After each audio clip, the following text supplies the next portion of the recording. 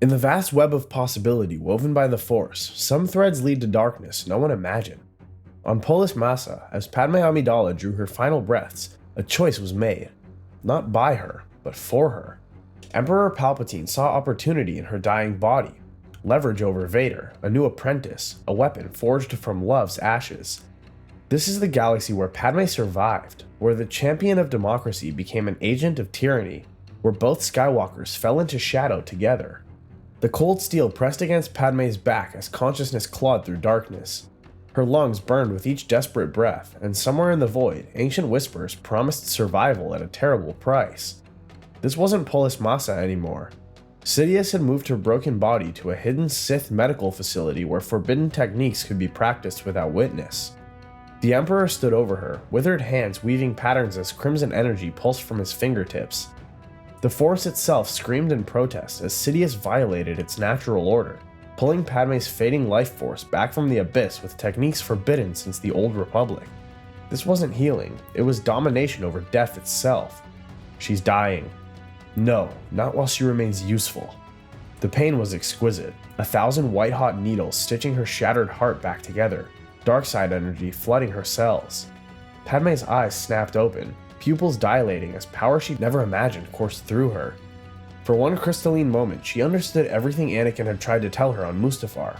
This strength, this terrible, intoxicating strength. It felt like finally breathing after a lifetime underwater. Her children, where were her children? The thought pierced through agony and awakening darkness. Luke, Leia. Their names echoed like a prayer, even as something twisted and hungry stirred deep within her chest. Through the haze of pain and transformation, she could sense the Emperor's satisfaction. He'd succeeded where nature intended failure, and now he owned her survival. The Emperor circled her like a carrion bird, his presence suffocating in the sterile medical bay.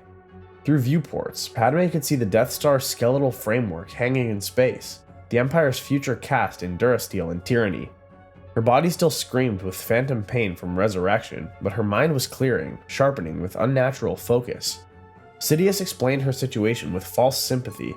Vader believed her dead, mourned her even now. How poetic that the man who would save her from death had killed her with his own hands.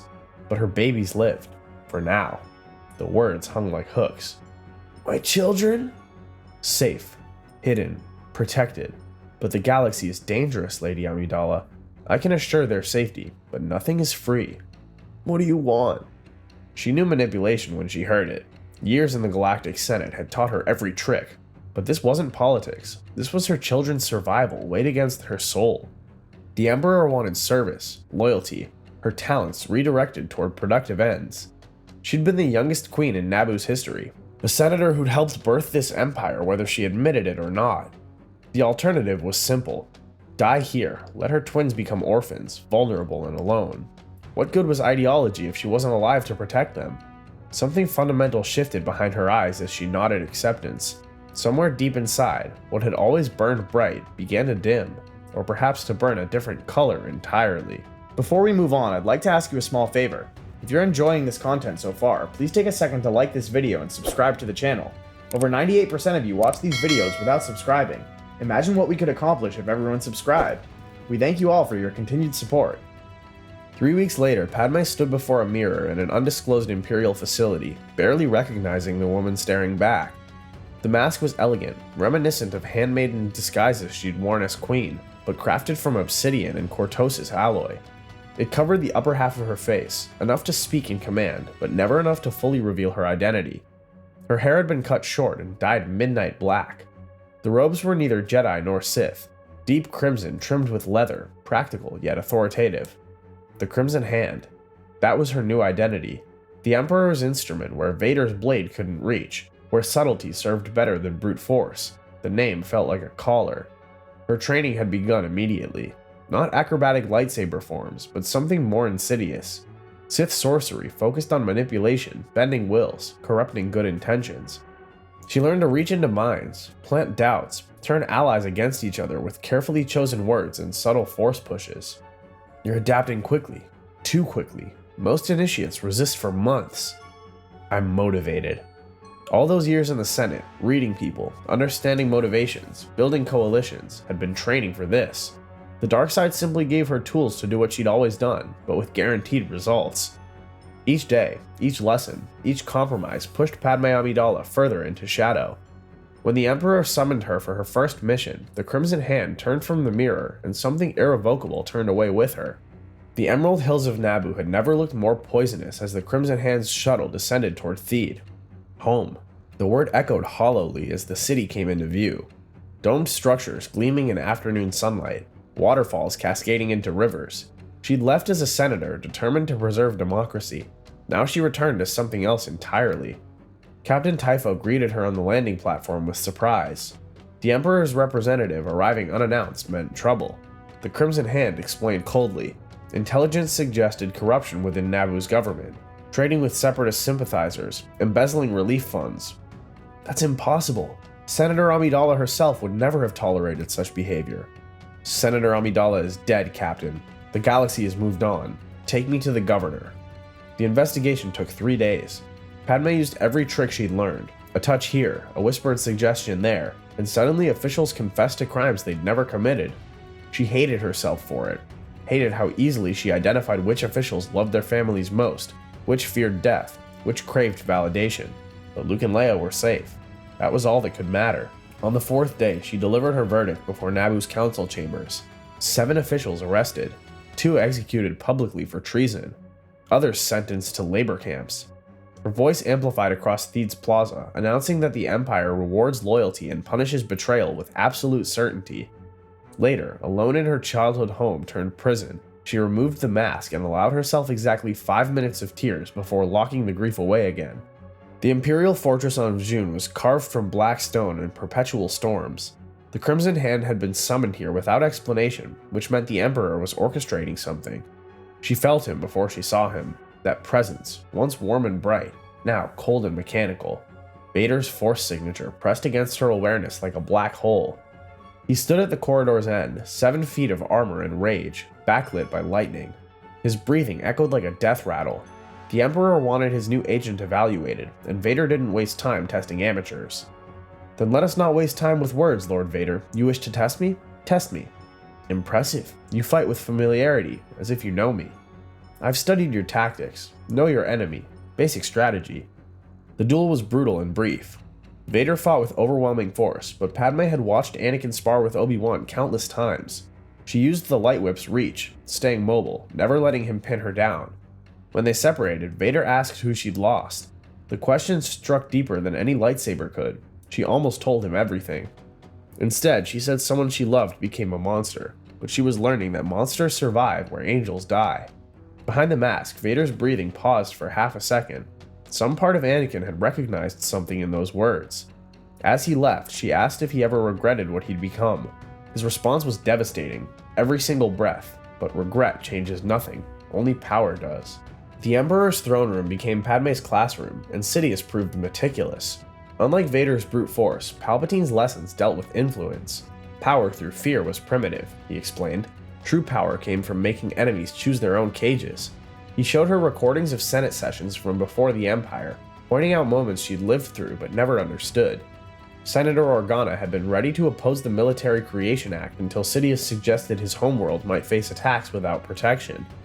Padmé had voted against it because the Emperor needed opposition to make debate appear legitimate. Her resistance added credibility. She'd played her role perfectly without realizing she was part of his play. The first lesson is accepting you've been manipulated. The second is learning to be the manipulator. So you're using me. Of course, and you're using me. We're all using each other. That's civilization. He taught her techniques she'd never imagined, planting subconscious suggestions that would bloom weeks later, identifying which senators were vulnerable to bribes versus blackmail, using the Force as a scalpel to cut away free will so precisely, victims never realized they'd been compromised. Her background made her ideal. She knew these people, their families, their ambitions, their fears. During one session, he asked how she'd dismantle Senator Bertoni's support network. Padmé's political mind began identifying connections, weaknesses, opportunities. The plan came easily, too easily. Create economic dependence, expose personal drama, threaten donors with audits. Sidious actually clapped, delighted. She wasn't learning new skills, she was simply removing her artificial limitations. The dark side doesn't corrupt, he said, it reveals. The anti-corruption initiative was announced with great fanfare. The Empire would root out remaining separatist sympathizers and corrupt officials. The Crimson Hand would lead investigations, granted sweeping authority to question, detain, and sentence. Padme stood in her former Senate chambers and felt ghosts everywhere, where she'd argued against the Clone War, where Bail had looked to her for guidance, where she and Anakin had stolen glances. Now she stood as judge, jury, and executioner. The first target was Senator Toril Bluth of Janima, whom she'd worked alongside for a decade. They'd co-authored relief bills, genuinely respected each other. He was guilty of nothing except being in the way. The fabricated evidence was perfect. Padme knew exactly how financial records should look. Please, I have a family. So did the people you betrayed. Senator Bluth, I sentence you to immediate execution for high treason. They dragged him away screaming, and she felt relief. Relief that it wasn't her, that every official she destroyed was another brick protecting Luke and Leia. Senator Dalmeo was next, then Governor Antes, then a dozen minor officials whose only crime was maintaining ideals the Empire found inconvenient. After the 7th execution, Bail Organa requested private audience. He spoke plainly about eliminating people who'd built the Republic, good people dedicated to service. Behind her mask, Padme closed her eyes. She told him the Republic failed, that dedication meant nothing when chaos demanded order. But she also warned him carefully to choose his next words wisely, a warning and a mercy. As she left, Bail mentioned that Padmé Amidala used to believe good actions could change the galaxy. The revelation came during a routine briefing, delivered so casually Padme almost missed it. Vader grows complacent, Sidious mused. His injuries limit potential. His obsession with the past prevents growth. But the Crimson Hand demonstrated remarkable adaptability. Her force abilities might never match his raw power, but her mind was a weapon he could never wield. The implication crystallized with horrifying clarity. Sidious was positioning her as Vader's eventual replacement. The rule of two demanded constant evolution, apprentices replacing masters. The Emperor had no intention of keeping both apprentices indefinitely. One would have to kill the other. Lord Vader is irreplaceable as your enforcer, his reputation alone. His reputation is built on past victories. What use is a hammer once all the nails are driven? But a scalpel remains valuable indefinitely. I'm honored, but premature. I require more training before.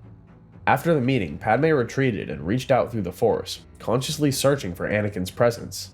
She found him on the Executor, emotions churning, rage, grief, self-loathing, and beneath it all, a tiny flicker that might have been hope. When she discovered what they'd become, Vader's presence sharpened as if sensing something. She immediately retreated. The Emperor wanted her to kill Vader. Vader might kill her when he discovered her deception. Both outcomes would leave their children with only one parent consumed by darkness. There had to be another way. What if she applied manipulation to the rule of two itself? An idea began forming, dangerous and audacious, creating a third option where neither expected one. She would need allies, resources, time, and absolute secrecy. Building a faction inside the Empire required patience Padme hadn't known she possessed. Every conversation became an audition, every mission an opportunity to identify the disaffected, the ambitious, the quietly principled who served only because they saw no alternative. Her first recruit was Captain Tanith Veer, an Imperial Navy officer who'd served the Republic during the Clone Wars. She found him during an inspection tour of the Star Destroyer Relentless, cornering him in a maintenance bay. She told him simply that he questioned his orders, that she could sense conflict in him, loyalty warring with conscience. Continue serving an empire that will discard you, or help build something better from within. What do you want? To offer you a choice. The Emperor doesn't need to know everything his servants do. After 3 more conversations, Veer committed. He proved invaluable, identifying other officers who served from duty rather than belief. Within 6 months, she had 40 operatives scattered across the Imperial military, none aware of others, all loyal to the mysterious figure offering purpose beyond obedience. Her second major recruitment was unexpected, an Inquisitor called Seventh Sister. The former Jedi embraced the dark side with enthusiasm, hunting former colleagues ruthlessly, but Padme recognized performance rather than genuine sadism. They met on Malachor investigating Jedi rumors. Padme called out the performance. The Seventh Sister revealed her abandonment during Order 66, left to clones at 15. Padme offered truth. The Emperor would betray everyone eventually. Together they could survive him. 6 months later, when another Inquisitor grew suspicious, he died in a training accident. Gradually, Padme built her network using every technique the Emperor taught, but inverted. She was building a rebel cell using Sith methodology, democracy's last champion becoming the Empire's cancer. Intelligence came through her networks. A Force-sensitive child identified on Rhodia, scheduled for Inquisitorius collection, but the report included an anomaly. An old Jedi Temple guard's mask found near the child's home, suggesting someone actively protected potential Force users. Padme volunteered to investigate personally. The child's village was half submerged in swampland, primitive but peaceful. Too peaceful. The villagers watched her approach with careful neutrality. When she asked for the child Kako Manu, an elder Rhodian claimed the child left with family, a practiced lie. Someone had coached these villagers. I seek the child Kako Manu. The Empire has identified Force sensitivity. The child left, taken by a family to the Outer Rim, we know not where. Padme reached out through the Force and found it, a presence in the jungle, watching. Old. Disciplined. Definitely Jedi. She sent her stormtroopers back and followed the presence deeper into the swamp. The attack came from above, a green lightsaber descending. She deflected with her light whip and rolled aside as her attacker landed. A Mirialan woman, middle-aged, wearing modified Jedi robes and a temple guard mask. They fought, but Padme deliberately kept it contained. She could have called backup. Instead, she engaged just enough while speaking between exchanges about how long the Jedi could keep running. When the Jedi insisted that as long as one survived, there was hope, Padme powered down her weapon and removed her mask. She identified herself as Padmé Amidala, explaining that Sidious kept her alive for leverage, but she was building networks to destroy him. The standoff stretched until the Jedi, Shenna Kala, former temple guard, extinguished her blade. They talked for hours, sharing intelligence and making plans. The request for private audience with Lord Vader was granted immediately. Sidious apparently approved of his apprentice's conferring, likely hoping they'd scheme against each other. They met on the Executor, in Vader's meditation chamber. The obsidian sphere was claustrophobic and heavy with dark side energy. Vader sat without his helmet, not bothering to replace it when she entered. The Crimson Hand told him she came to tell the truth, then removed her own mask. Vader's ruined eyes widened, and his breath stopped entirely. The silence stretched impossibly long. When he finally whispered that she was dead, that he killed her, Padme explained everything. Sidious saved her using Sith alchemy, needed leverage, made her disappear and become his secret apprentice. You chose this. You chose to serve him rather than die while our children became orphans? Yes, I chose survival, just like you chose the dark side to save me. Our children? They survived? She told him about Luke and Leia, hidden somewhere even she didn't know. Sidious's insurance policy. She hadn't seen them since birth. Vader stood and crossed to her. She thought he might strike. Instead, he touched her face gently with mechanical fingers. He'd mourned her every day, every breath. She was the last good thing he destroyed. Padme insisted fiercely that Anakin wasn't dead. Buried, damaged, twisted, but not dead. The part that touched her face instead of crushing her throat was Anakin. She proposed they work together instead of killing each other as Sidious planned. She'd built networks, had resources. She was her father's daughter, building coalitions since before Anakin was pod racing. They stood connected by choices that damned them both, but also by love that refused to die. Vader asked what she needed. Access to military resources, protection for her network, and eventually help finding their children. 3 years. That's how long it took to position all the pieces. The Crimson Hand became synonymous with Imperial efficiency, crushing dissent while secretly building resistance within those structures. Vader remained the Emperor's enforcer, but increasingly his campaigns served dual purposes, eliminating threats while allowing key Jedi survivors to escape. Sidious noticed none of it. His apprentices appeared to compete for favor, embracing darkness more fully each year. The turning point came when Padme located Palpatine's secret research facility on Exegol, a hidden Sith world where he'd been growing clone bodies, preparing contingencies against death. She brought Vader, and together they stood over vats containing the Emperor's potential future vessels. We could destroy this, remove his path to immortality. No, we control it. He doesn't know we found it. This becomes our leverage. You've learned too well. They returned to Coruscant and continued their roles, but the balance had shifted. When Sidious finally discovered their alliance through a carefully orchestrated revelation, he responded with rage and demands for one to destroy the other. But they had his research, his clones, his immortality project. The facility would self-destruct if anything happened to either of them. The Emperor's face twisted with rage, calculation, and finally cold acceptance. The new order established itself quickly. The Crimson Hand and Vader became public figures, the Emperor's special envoys. A Sith triumvirate ruling with cooperation instead of traditional betrayal. Behind the scenes, Padme's networks continued growing. The Empire didn't fall, but it began transforming. The day she finally saw Luke and Leia again, 10 years old, hidden on Tatooine and Alderaan, Padme stood at a distance and watched. Watched her son chase Banthas, watched her daughter argue politics with Bail. They were better off not knowing her. Not yet. Vader stood beside her, watching through mechanical eyes that couldn't cry, but wanted to. What are we? Not Sith, not Jedi. Nothing that has a name. We're parents. Everything else is just details. For the first time since Mustafar, Anakin Skywalker laughed, harsh and mechanical, but genuine. Sometimes survival was the first step toward redemption. Sometimes monsters could learn to build instead of destroy. Sometimes love was stronger than darkness, even when that love had learned to wield darkness as a weapon. If you enjoyed this journey into the shadows of what might have been, remember to hit that subscribe button and join us for more explorations of the infinite possibilities within that galaxy far, far away. May the Force be with you, always.